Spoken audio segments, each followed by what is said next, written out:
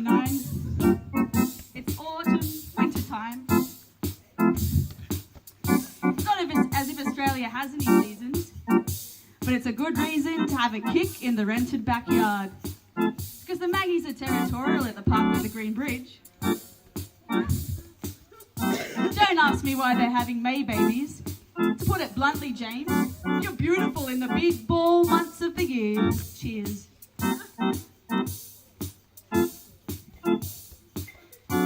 The adults are watching big balls on the TV. The Manly Seagulls versus the North Sydney Bears.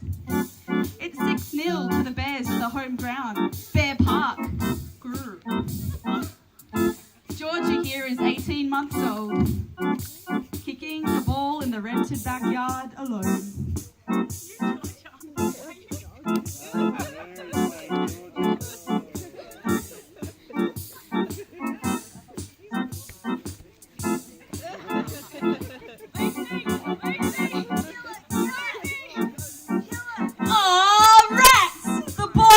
Down the compost bin.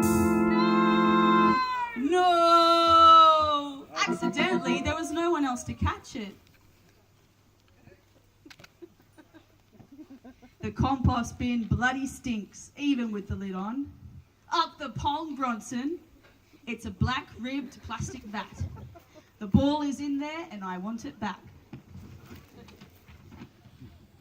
You've got to hold your breath to open the lid of it. Kind of like pausing your face holes when someone has bombed in the sink at the Briz and you're poking it down with a snapped off drumstick. Holding your breath seems clever, so you don't catch the odour internally, but actually you're compromising your cool because your face looks silly. Also, you don't want fruit flies crawling up your nostrils and catching a free ride on your inhale. The lid gets lifted with a common stick, a eucalypt. I have a pea pin, but the ball is gone, or consumed. It's in there, deep inside. I need to exhume it, my only friend. Gee, these worms work fast. They probably thought it a honeydew or a giant avocado pip. 18 months old, standing on a milk crate, looking in the compost. I gotta get the ball back. Plunge! Bombs away at the beginning of the horn. Scunge! Head first into the compost. Under this baby weight, about to get lost. The fermenting scraps and I fall through the earth, fast. I can feel myself sliding down a chute, slipping on banana skins and through pumpkin pips. Rotty coriander in my nappy, on what feels like a slippery dip. A spiral slippery dip.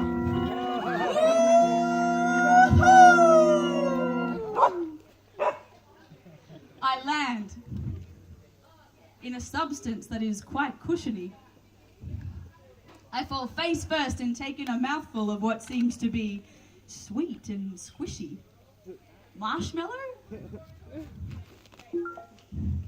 It's dark, but as far as I can see, the ground beneath me is all marshmallow. I can hear dripping, and the echo seems to extend very far down this marshmallow chamber. I roll myself on the marshmallow pillow padding until I can reach the wall of the chamber. I extend my hand to touch the surface, which feels sticky and rough. What is this strange substance? I can still hear the dripping, and something sticky drips onto my arm. Honey. I feel around the walls of the chamber and discover it's all honeycomb. I look behind me, and I can no longer see the hole or the slippery dip that I came in on. Dang. How do I get out of here? I can't actually see any way out, and it's so dark. I'm trying really hard to stand up on the marshmallow, but can't seem to manage it. I'm just going to read the stage directions. Damon shines a very bright light, torch or spotlight, around George's feet. Something seems to be nibbling through from beneath me. I look down where I can feel the nibbling, and suddenly the mellow is illuminating. Whoa, getting brighter and brighter. Like the approaching glow of a near-dead phone torch in the teeth of a munter punter on all fours, lost on the guy rope Gaza, shitty tarp city, fondling the zip of your tent instead of theirs at falls. Please go away, I'm scared. A small nose and whiskers appear from the approaching glow, the approaching silhouette from within the marshmallow marshes. The nibbling ceases, or chewing. Yeah, chewing's better because it would be more like chewing through those candy cushions rather than nibbling, I suppose. Yeah, because sticky chewing, like that floor, it's a strain on the jaw. Hush, everything is still. Then the teeth push on through. What is coming for me? Oh gosh! I'm really scared now and start helplessly trying to roll away. Sticky rolling. I'm vigorously strobe blinking so as to keep the glow in my sight equally as much as blacking it out altogether. Within seconds, I'm staring face to face with a large mouse. It seems to be quite docile, but its carrot button eyes are beaming directly at me. The teeth that have been nibbling are now trying to form some kind of weird smile, or so I thought. The mouse comes at me. Not sure why, but I put out my hand in case of a shake. But instead, shkaboozle poochka! The mouse is bungee corded backwards. It wasn't hurt thanks to the marshmallow-like terrain. I think its tail is stuck. The mouse squints as it bum jerks, trying hard to free its tail from the hole in the marshmallow, but something is still catching it. It's hooked, snagged, a beauty begin. The mouse is now yanking very hard at its tail. Tug, tug, tug, and then kachinkle, dazzle, tuba snoot. Out pops a star. It's very pretty and is the only light source in the whole chamber. The mouse adjusted himself and handed me a business card. It read, Illiquantity. The mouse with a star at the end of his tail is Illiquantity. Whilst I am looking at the card, Illiquantity, the mouse with a star at the end of its tail, winked at me and then crawled back down the nibble hole. Just as the mouse did this, the mallow began to follow down the hole. It caves in beneath me like quicksand and I start to sink with it. I can't see that down mouse anywhere. Down, down, down. It's dark again. I feel wet and warm, like I've wet the bed. I'm no longer sinking slowly, but instead moving fast. I'm caught in some sort of rapids. I extend out my arms, trying to stay afloat, but can't seem to grab onto anything. I'm only 18 months old, and I'm not a very Kieran Perkins or excellent swimmer. The warm liquid is thick and brown, and I hope it's not compost juice. We are in the compost bin. Still trying to stay afloat, I imagine I'm a boat, the Manly Ferry. I do believe in ferries. I do. I get splashed in the face a bit. I'm really moving in it, currently caught in this current rip in the underground rivulet. I accidentally sip it, and guess what? Thank Hig! Actually, it's just chocolate. Lukewarm liquid chocolate. I lick it, and I sip it. I sing, and I grin. Every good girl deserves endorphins. Lo and behold, I grew a dorsal fin from my cranium. It helped me to steer my way through the dark brown, almost like Michael Klim.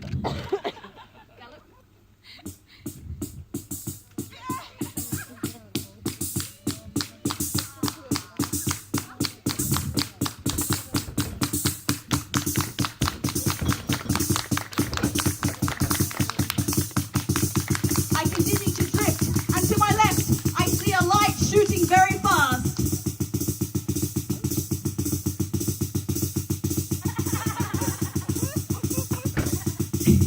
It's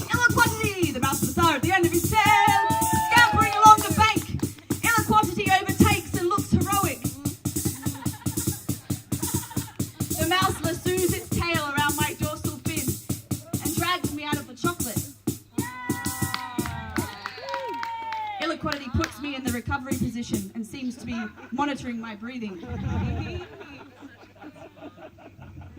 They tried to give me 5 quick breaths too, but I said, hey, don't worry, Ill-Equality. I'm okay. I've just swallowed a lot of chocolate. Too much for a toddler.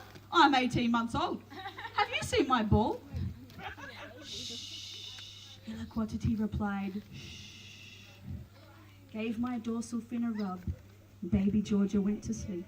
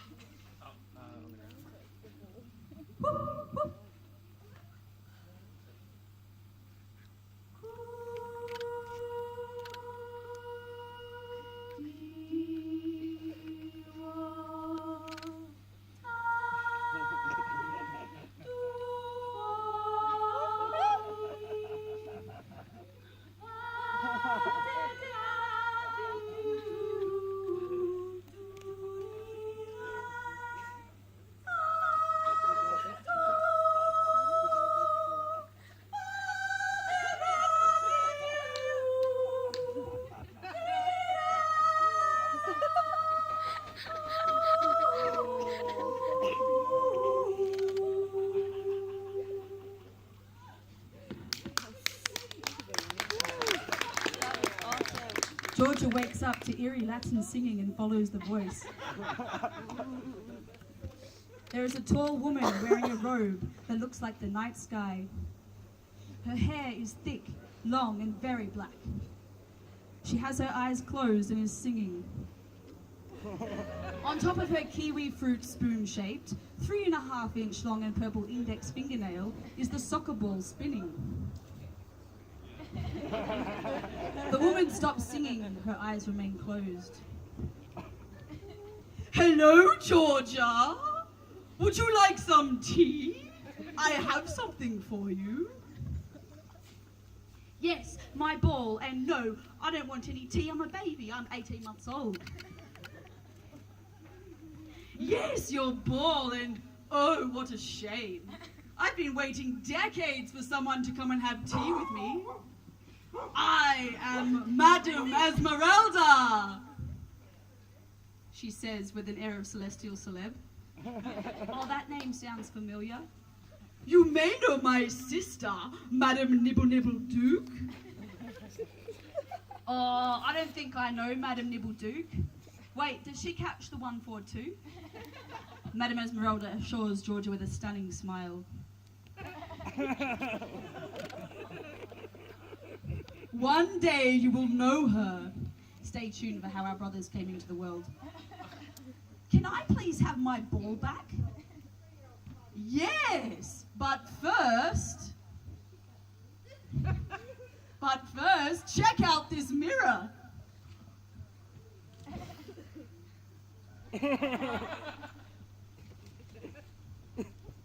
It's very special. Where did you get this? I can't remember, my mind is moosh. It has a rose-tinged glass handle. I absolutely love it. Oh, that's right, I got it from the City Mission. Check this out, look.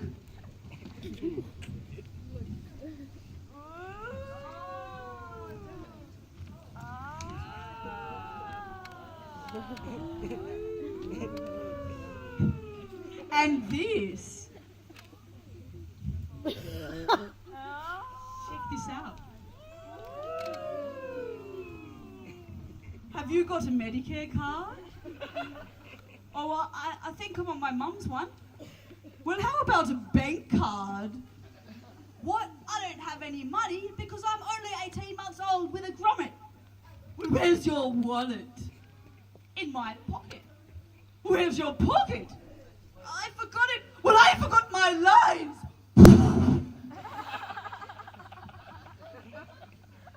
Give me your hand. Her hand was freezing cold. At closer inspection, her fingers were actually wriggly worms. Each one with a tiny slit mouth opening like a crying paper cut, silently screaming at me. What? What do they say? Georgia asked the worms. They say, tell your dad to stop putting lemons in the compost bin. The citrus is stinging their sensitive slit mouths and they go on strike for nights.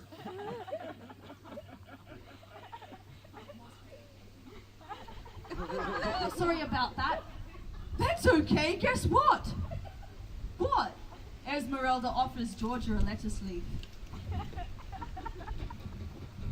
Well, this is what happens when I take your dad's advice and soak the cos lettuce leaves for 6 hours in a bowl of water, along with a very rusty nail. Georgia eats the lettuce leaf. Very, very crunchy. Yes, I know, it's nowhere online, but he says that the rusty object restores some iron back into the leaf, and I think he's right. Here is a leaf from the same head of lettuce that I soaked without the nail. It's not as crunchy. He does some silly things, your dad, but I think he's nailed that one. Eat, munch, munch. You need some crunchy iron-rich leaves for where you are going, little grub. Georgia eats the crunchy lettuce, more silent, screaming worms. Well, what did they say then?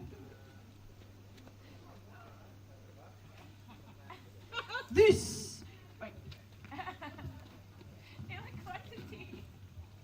What did they say then?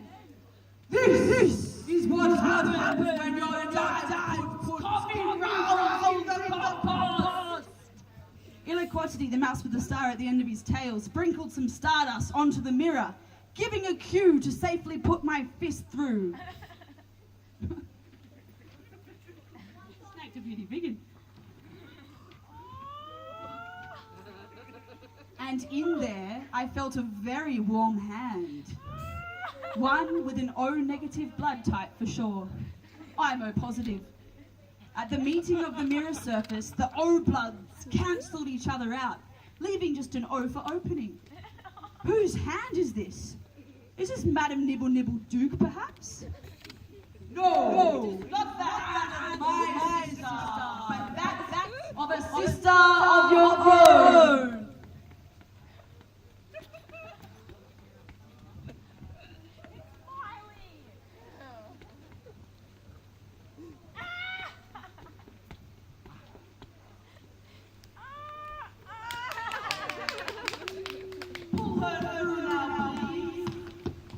Allergic to bees and needs your help getting out of the bin. The honeycomb walls make her sneeze. Take her now, please. I need to go to sleep. I have to work in the morning. Inequality, show them out. Who's seen the soccer ball?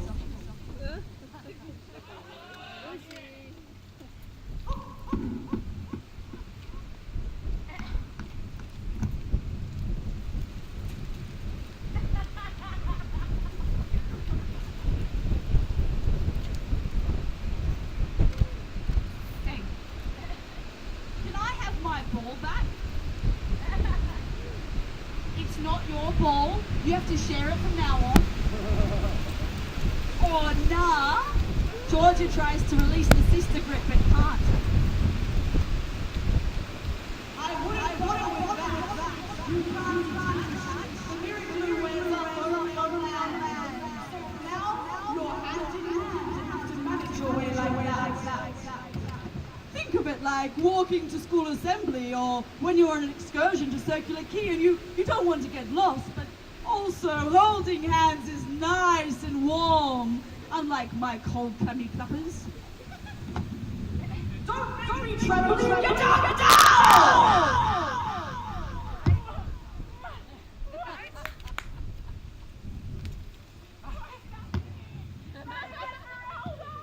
Georgia? Yes, Miley? I've got to go to the toilet. Me too. Georgia and Miley hug without releasing hands and they put 1 foot each on the ball. With their free hand, they make pointy finger sky pumpy actions. Ill-Quantity showed us how to ball travel, and I don't remember how, but we opened our eyes and it was still 1989 and afternoon tea time.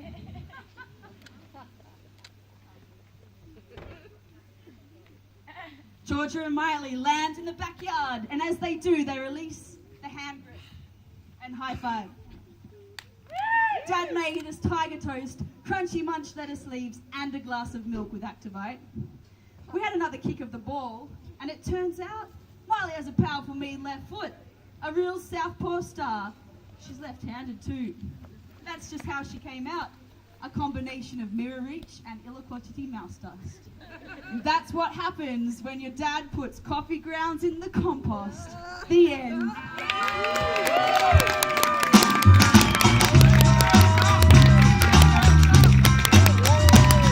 There's a breed of man with a calloused hand, for his work is harder than most, and he takes a stand, not on the land, but the deck of a fishing boat.